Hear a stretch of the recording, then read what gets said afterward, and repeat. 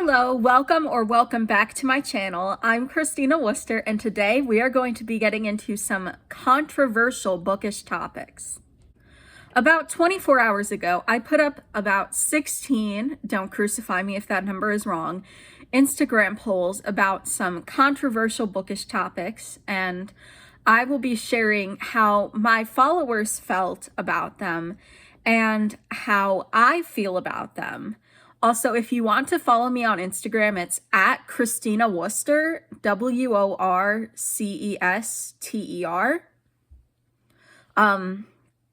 If you are interested in following me on that platform as well, because sometimes my Instagram and my YouTube do interact like this.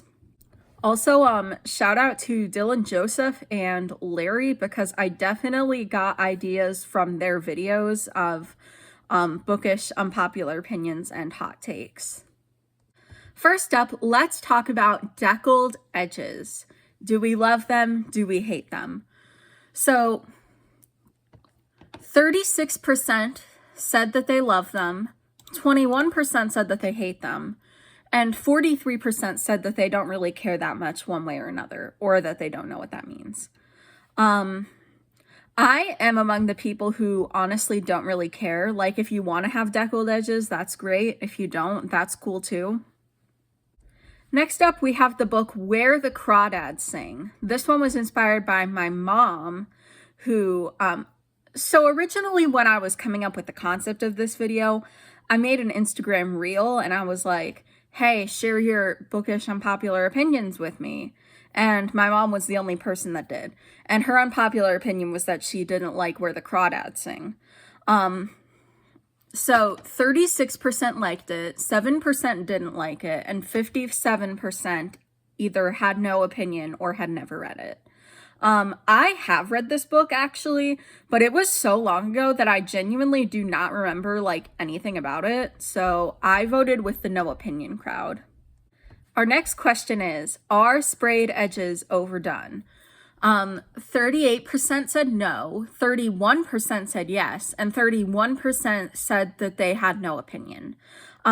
Maybe it's because I get my books from the library and not from bookstores, but I personally do not think sprayed edges are overdone. I think that if they're good, and I've heard that they're not always good, they can really add to a book's appearance and make the reading experience feel special. Up next, audiobooks. Do they count as reading? 85% said yes and 15% said no. I personally think they do count as reading. I think that they provide access to books to people who are blind and or have dyslexia or other written word processing disorders. That might be their only option. So I think it should count as reading. Now, this next question is, can smut in books be necessary? And 100% of voters, literally every single one, said yes. And I'm inclined to agree with that. I mean, I can't think of a good example of when it would be necessary, and I prefer my books to be smut-free, but to say that it's never necessary, I feel is very reductive and, what's the word?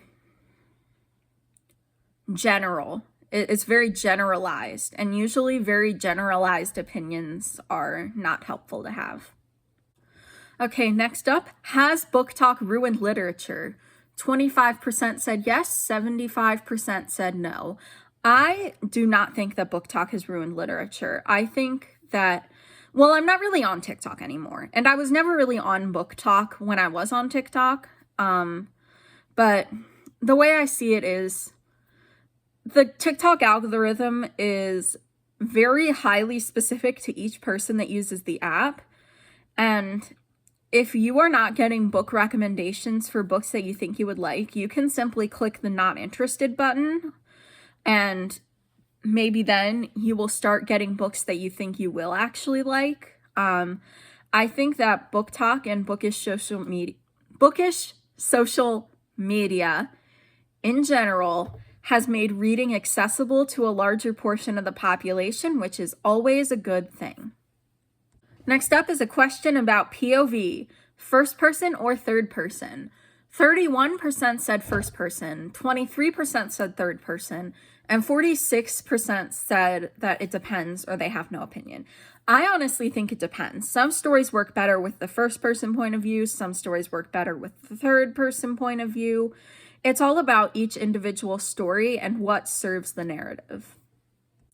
Next up, we're going to be talking about a book that was very popular this year, Sunrise on the Reaping.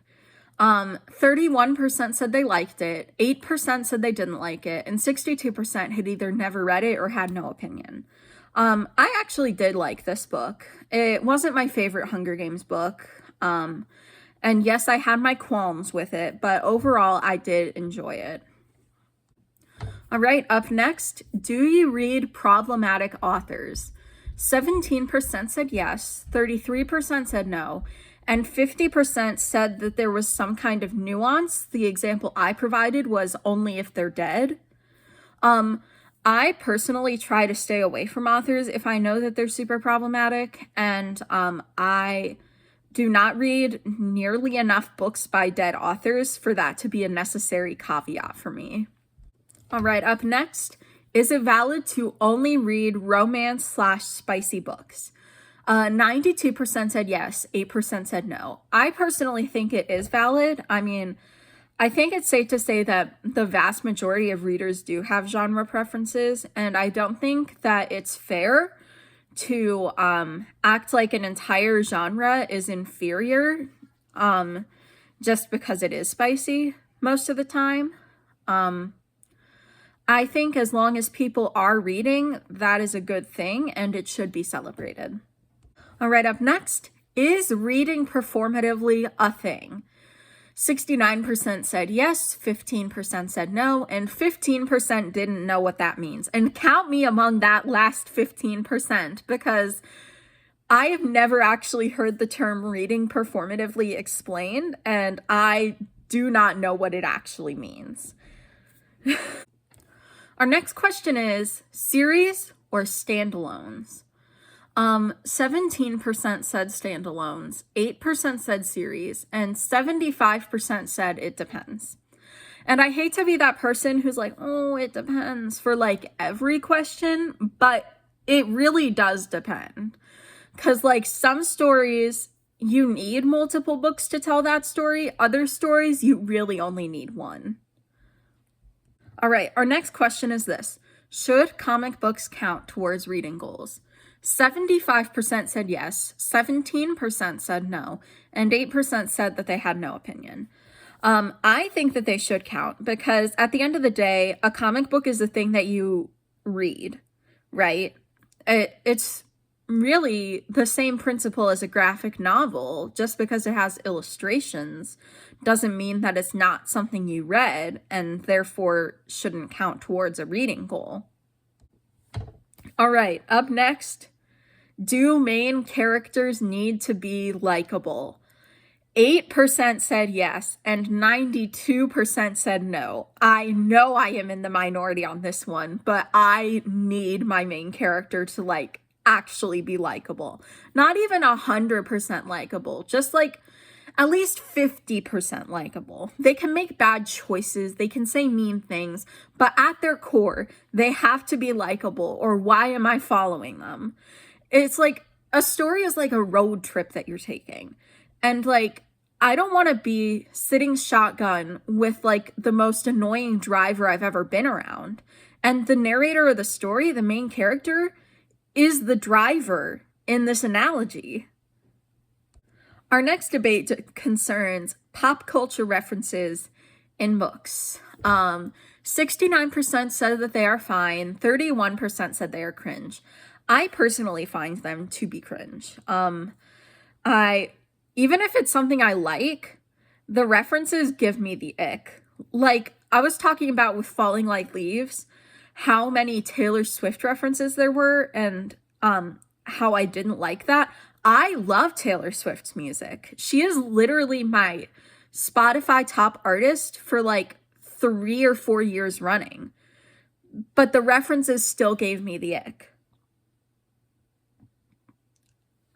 I don't know if it's better or worse if I like don't know what the reference is, because on one hand it's like, why are we laughing? What's the joke? But on the other hand, then I don't like know what the reference is, so it's not as cringy because it's not something I know. Also, I mentioned this in my fake skating review, but in the year of our Lord 2025, can we please stop putting Harry Potter references in books? Please.